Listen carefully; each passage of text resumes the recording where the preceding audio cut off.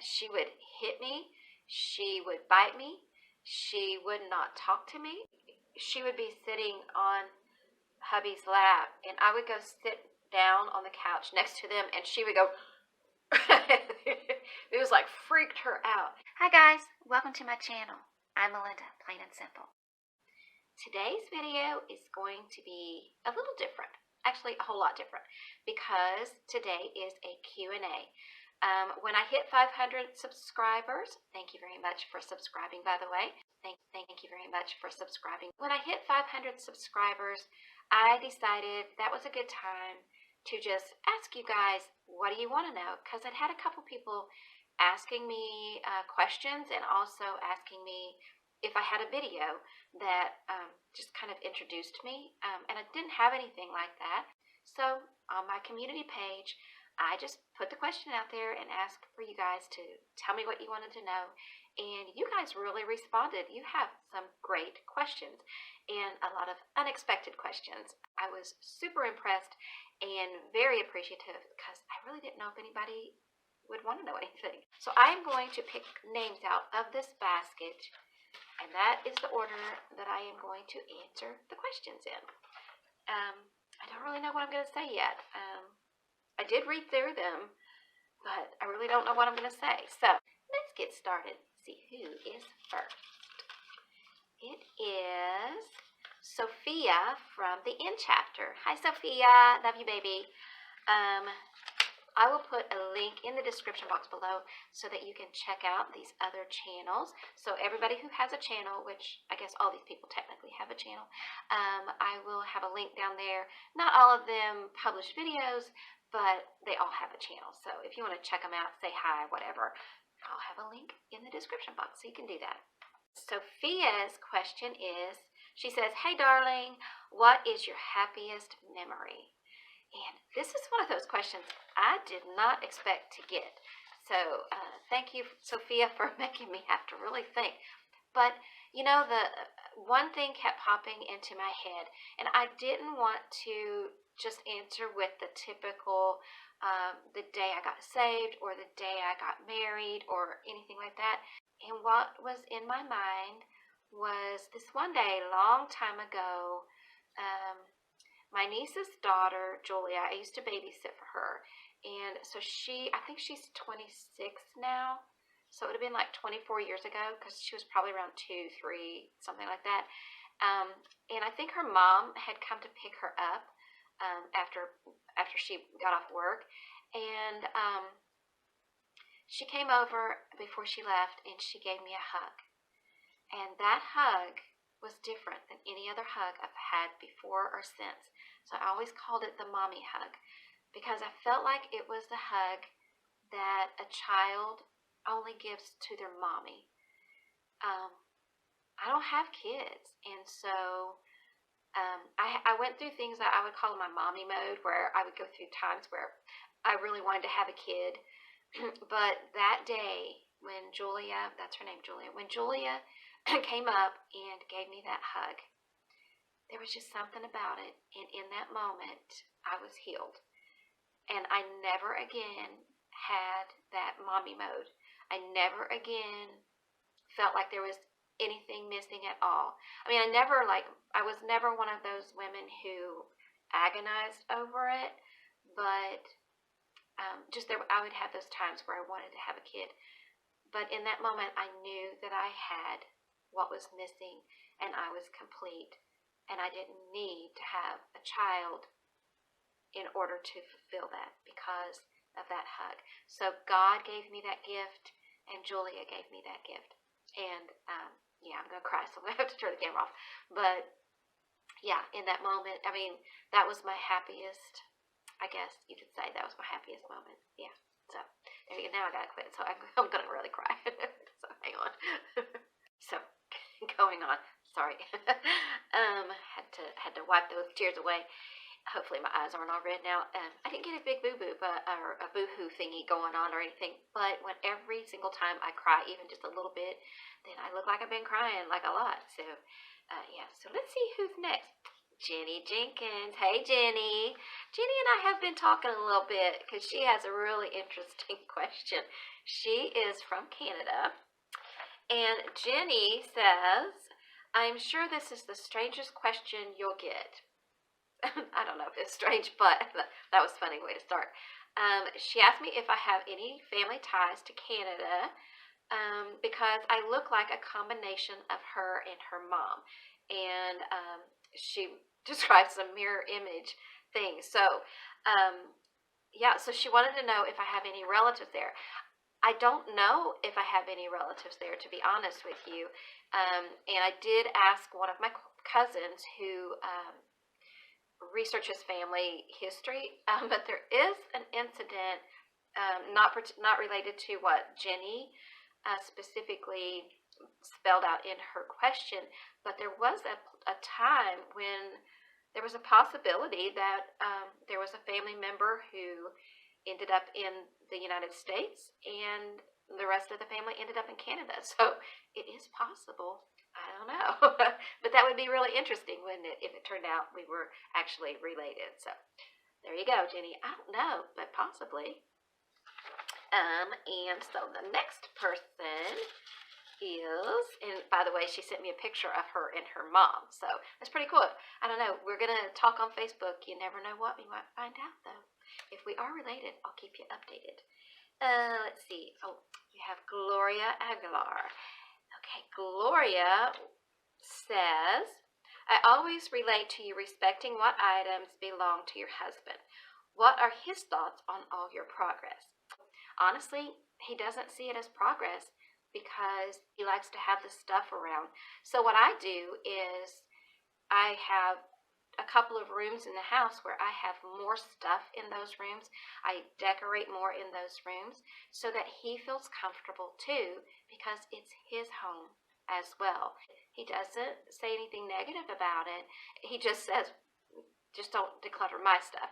And so I assure him I'm not going to declutter his stuff, at least not on purpose. He actually, when I have my driveway giveaways, he helps me take the stuff out and in.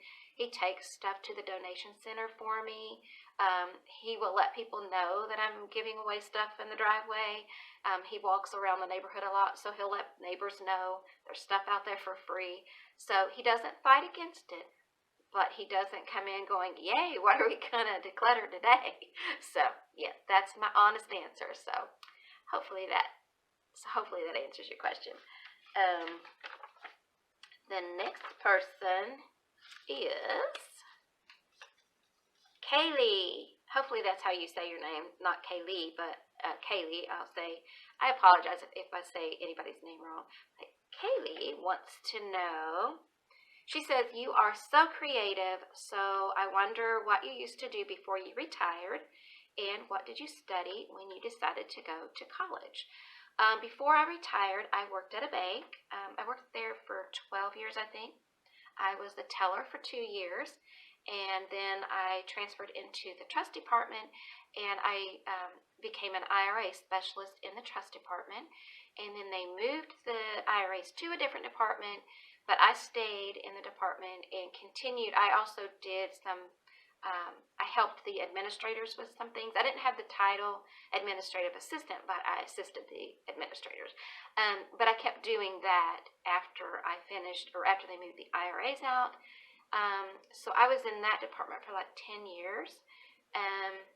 Yeah, so that's what I did. I also did a little bit of stuff with operations, which is like, taking care of the bills and things like that came into the department. So just kind of stuff like that. And then what did I do when I decided, what did I study in college? I was a math and stats major. I also enjoy English. So I could have just gone and majored in English. But I thought, I can read. So I felt like I could study and progress in English and writing on my own more easily than I could study math on my own. Because higher math, I felt like I probably needed instruction on that more so than the English. And I did take some classes, some English classes. I took a lot of art classes. I took Spanish. I even took physics because hubby is a physicist, and I wanted to understand what in the world he's talking about with his friends. And I'm not a science person, so that was a stretch for me. But I did okay in it. So yeah, that's what I did. But I was a math and stats major. I enjoy math, and I'm kind of geeky that way. Like, I'll just get a book that's just about math, just to read a book about math. But I do that with pretty much everything. So I have a very eclectic, bunch of books, you might say. So yeah, that's what I did. So next up, we have Jen from Happily Organized Chaos. Hey, Jen.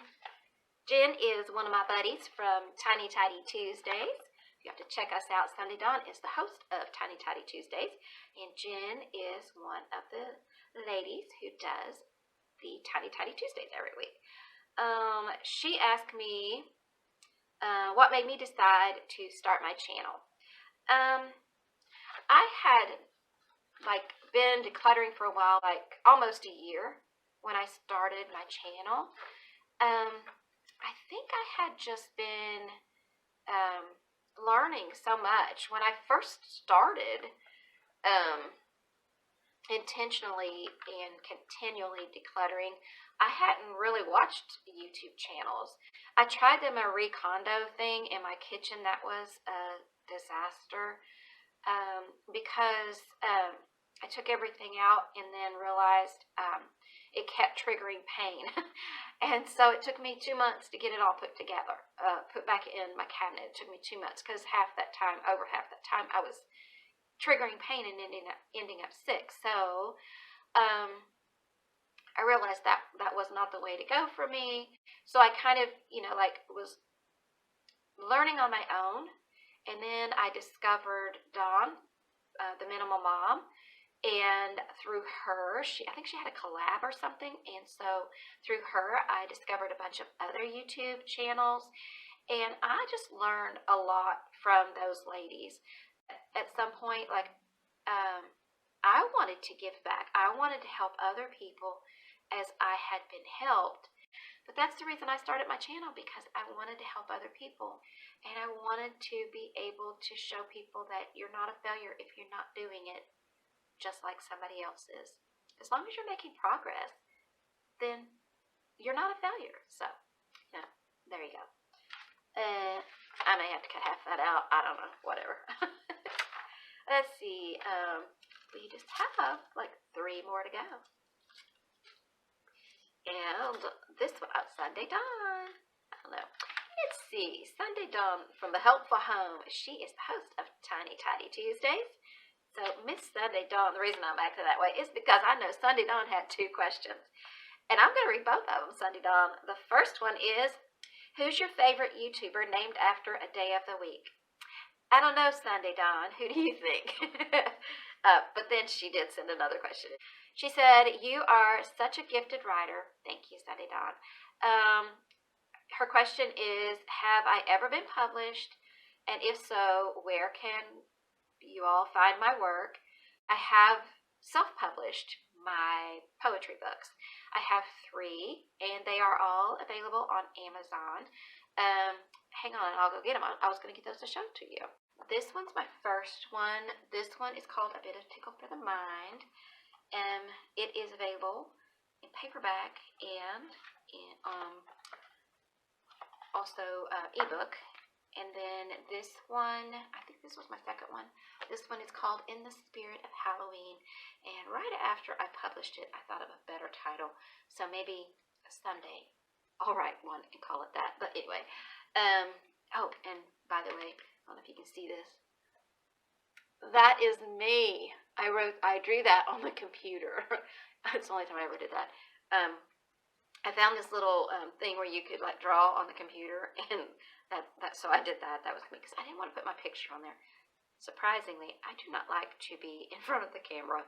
This is really awkward for me, but I'm getting used to it. But yeah, it was really hard. But this one, it's for kids. It is Actually, I did a poetry reading for some kids in grade school. Apparently, it's not even scary enough for the first graders. But I didn't want to scare people's kids, and I don't have kids of my own, so I didn't know. I really didn't know the level of scary that kids really like. But yeah, so that is my second one. And this one is called Tickling God's Toes. Tickling God's Toes is something that I just kind of thought one day. I wrote a poem, and it was like, when you have a dream or a desire, like how far are you willing to reach? Are you willing to reach all the way up to the point you can, like, are you going to like really try? Are you going to really reach for it? Are you going to reach so high you can actually tickle God's toes? Because if God is giving you a dream, then that's what you got to do sometimes. You got to, like, He's going to give you the dream, but you got to do the work. And so that's what that's about. I mean, maybe I'll read you one. I didn't really think to do that. I'll have to look through here and see if there is one, and then I'll just do it and pop it in, because I didn't really think about that till just this moment. But yeah, those are my 3 books. And some people have asked me, sorry, I'm rambling. Some people have asked me if I'm going to do a book for my decluttering poems. Probably, because so many people have asked, but I'm kind of thinking these all just have poems in them. But I think for a poetry book that is about decluttering, maybe I can, along with the poems, maybe have like little chapters or paragraphs that have like maybe tips or hints or experiences or something like that. This is what I really enjoy doing. I think this is we all have something that God gave us, or that's how I feel. We all have something that God gave us. And for me, it was writing. I wanted to write children's books, and someday I'd hope to write a novel, but for some reason, this is just how I write. And when I finally accepted that this is how I write, then I really started writing, and I just enjoy it. I don't write deep. I would say I'm a surface writer. I don't write really deep, but I try to write happy. They're not always happy, but that is what I like to do. I like to put a smile on somebody's face, and I like to make you think and feel. So thank you, Sunday Dawn. Now I got a cough, and I'll be right back. Next up, we have Jenny in England. Now this is one, I'm not sure if I'm going to say her channel name right, but it looks like Snorlax Jen. So, hi Jenny. Jenny had several questions. She asked, how many cats do we have? And she wants to know if I will show them and give some information on them. I have 2. I have Pumpkin. His name is Pumpkin Pie, P-I, because I was a math major, right? And PJ, she's the older one. She's only like a year or so older than him, though. Her name is PJ. I wanted to name her PJ because of cat's pajamas, right? PJ's cat's pajamas. But I wanted her to have a name to go along with the initials. I know usually it's the other way around, but I wanted PJ to be her name. And I was trying to figure out what name could go along with PJ. And a coworker, she suggested the name Pure Joy, because she said she could tell the kitten, she was just a kitten, she said the kitten is just giving you such pure joy. So I'm like, that's the perfect name. And so PJ was supposed to be my cat. PJ was supposed to be my baby. Randy didn't even want her. That's his name. That's Hubby's name. He didn't even want her, but we drove, because I said, well, I need her. I want her. And so we drove 3 hours away to get her and 3 hours back. Her mama had died, and so she wasn't old enough to be away from her mommy. We took her to the vet, and she was like a pound under what she should have weighed. But we got her doing really well and everything. But with all of the doctor visits and stuff, she ended up attaching to my husband. And so she is his baby. She is a daddy's girl all the way, and she didn't want to have anything to do with me at all. She sometimes, for a while, she wouldn't even talk to me. She talks to me now, and she will come near me, but I can't pick her up or anything. She ain't going for that. But she don't hate me anymore, so that's good. Pumpkin actually followed Hubby home from on a walk one day. I was at my mom's. I was visiting my mom over at her house, and Hubby was out taking a walk. And he called me up and he said this little cat, he wasn't full grown, but he wasn't as little as PJ was when we got her. But he said this little kitten was following him home, and it was hot, and he walked like a half a mile already with this little kitten following him, and there were no houses around. He didn't know where the cat belonged, and so finally he just picked it up and brought it home. And so we brought it home with us, and then PJ terrorized him for like a year and a half, but now she doesn't beat us up anymore, so it's okay. But yeah, that's the beginnings of our story with these two cats. PJ, Mommy's baby, hi. Mommy's little angel kitty, there are her ears. PJ is 8 years old.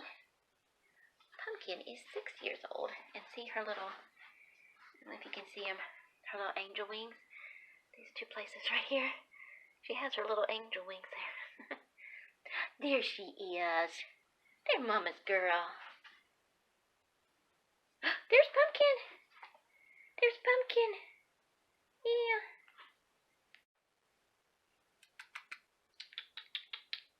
Hi. Hello, Pumpkin. Hello, Pumpkin. Hello, Pumpkin. Hello. There he is. He don't like the light. The camera, the phone has a light on, and they don't like that. Will your hubby ever be in your videos, even if it's just to say hello? And my answer would probably be no, unless it's by accident, but you never know. And then she also says, tell us more about your life. What did you do before YouTube, and how you met hubby, just life in general. Before I was doing YouTube, I was at home for a long time. I didn't really work, and then I got the job. We moved, and so I needed to get a job so that we could have extra income to pay for the house payment. And so I got the job at the bank, and I worked there for 12 years. And then I quit and called it retirement. I was just getting worse and worse health-wise. After my mom passed away, it was just like, life is just too short for that. It really wasn't worth all of what was happening. So, that's probably too much information. But, that's what I did before, like right before. But before that, I was at home, and I did a lot of crafting. I did a lot of babysitting. I kept my sister's kids a lot. I didn't realize until I stopped working, and it was like I was just missing something, and I didn't know what it was. And I just felt like I was useless. This was another reason doing the channel happened, is because I just felt like I wasn't giving back to anybody. I wasn't helping anybody. And I realized there are no kids in my neighborhood, and we didn't have kids coming over the house all the time. We always had the neighbors' kids coming over to our house, or my niece's kids were coming over the house. We always had kids around, and I didn't have kids around anymore, and I wasn't helping anybody anymore, because I would babysit for my neighbors for free, so they could do what they needed to do, and I just felt kind of useless. But then I started my channel, and that's kind of helped me feel that need, feel that like feeling useless kind of thing. I think we all kind of get there, different times in our life where we feel like we're not really doing anything productive. But yeah, I don't want to babysit anymore. That wasn't really going to be an option. Let's see, how did I meet hubby? I'm hot now. I met hubby, I was 16, he was 19 when we met. We met through CB radios. I don't know, probably you're familiar with what that is. But we met through CB radios. My parents had a CB radio. He had a CB, in his car. And I was actually staying at a friend. I was staying all night at a friend's house, and we were talking on the radio. And her microphone, if it got hot, would quit. And he was talking. She had a friend, like a little sort of boyfriend crush, that she was talking to, and I guess he was friends with that guy. And then somehow, I don't remember how the conversation was that I was there, but he kept wanting to talk to me, and she wouldn't give me the mic.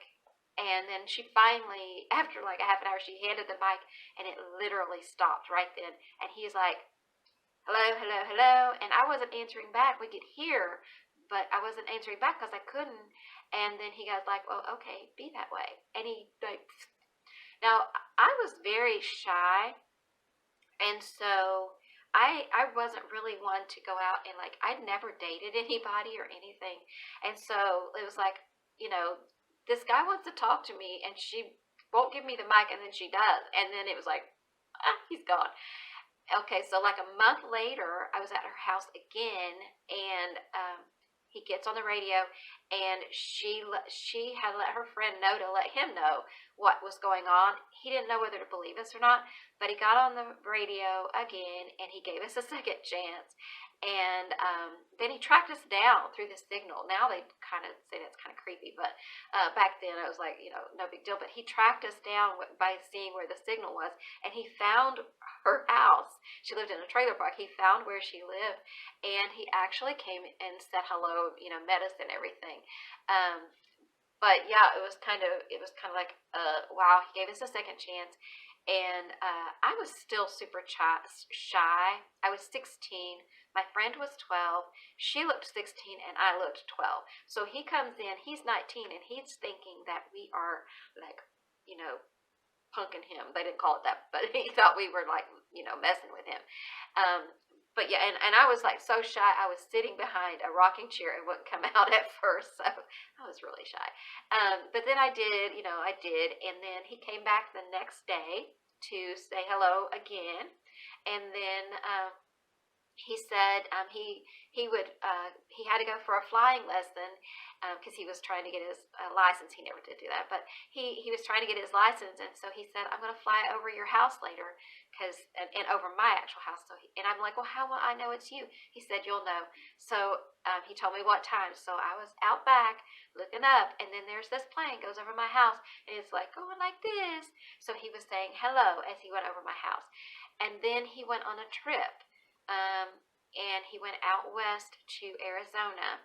And so my friend called me, and she said before he leaves on his trip, he's going to call you and ask you on a date. Do not say no.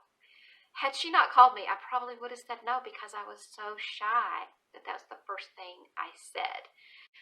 So I said yes. And so when he got back from his vacation, that was his first vacation on his own. When he got back from his vacation, we started dating, and that was it. I mean, he was my first real boyfriend, and I was his first real girlfriend. So there you go. That is our story, and we've been together ever since. We got married in 1976, so 46 years ago. Let's see. And life in general. I don't have much of a life. Like, I don't know. We don't have kids. We do have cats, but we've always had kids around until we moved here. We always had kids around. And I babysat for my neighbors. I babysat for my relatives. And then just kids, I don't know. We're just that. There were kids that were in the neighborhood, and we had a porch put on at our house, and we would look out the front door, and there would be kids playing on our porch. They all had porches, but they would meet on our porch, and they would play on our porch. But my one rule was that if you could not come into my house unless your parents knew, because I never wanted any parent to ever worry where their child was. So that was my rule, and I wanted the parents to know us. I wanted them to know that their kids were safe with us, and we would look out for their kids just the same as they would. And so I miss that, but at the same time, at this stage of my life, I don't want to be a babysitter. So I enjoy kids, but I don't want to babysit for kids anymore.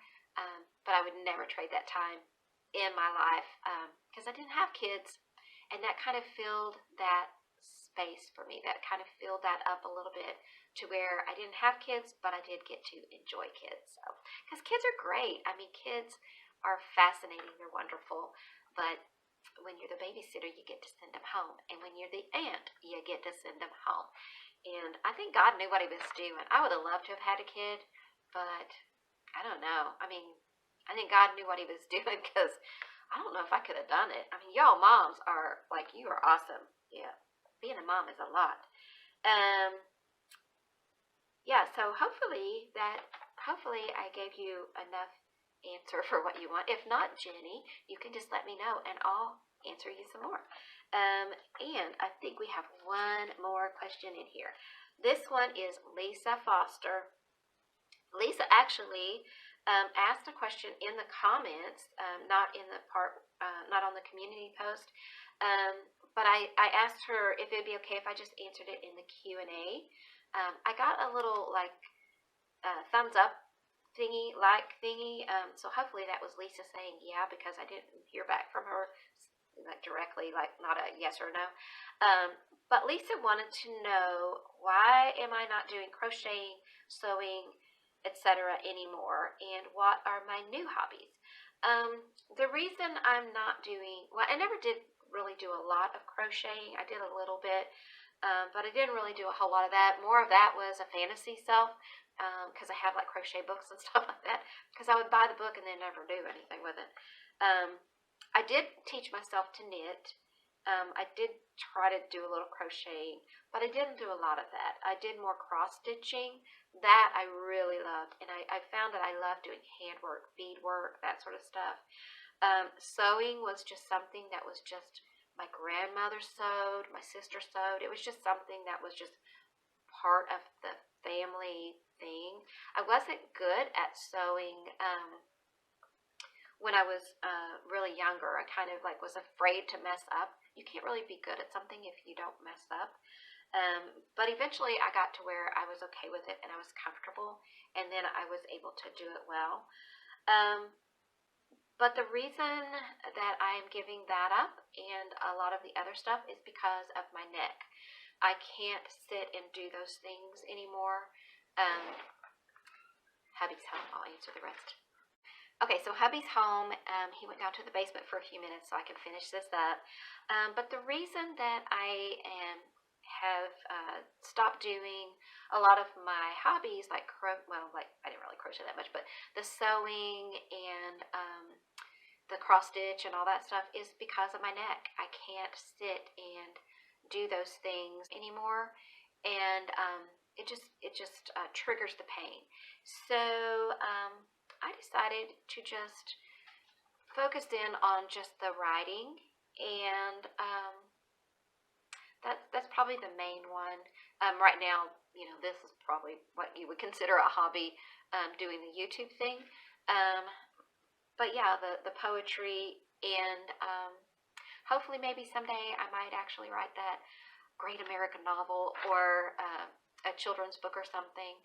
But when I'm doing the writing, I can get up and leave. I can get up and walk away from that, and I don't have to have my head, like a certain way or anything like that. The other things, typically, you're going to have your head down. But yeah, that's the reason.